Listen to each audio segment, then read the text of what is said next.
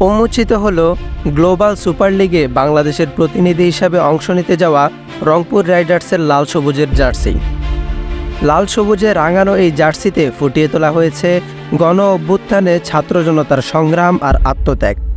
সবুজের ওপর রক্তিম লাল রঙে বাংলাদেশের পতাকা হাতে ছাত্র জনতার অবয়ব ফুটিয়ে তোলা হয়েছে।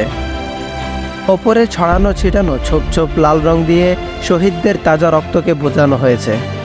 জার্সির বুকের কাছে দল ও স্পন্সরের লোগোও রয়েছে। পেছনে বেশিরভাগ জায়গা জুড়ে পতাকার সবুজ রঙই প্রাধান্য পেয়েছে। পিঠের দিকে গড়িয়ে পড়া রক্তের থিম ফুটিয়ে তোলা হয়েছে।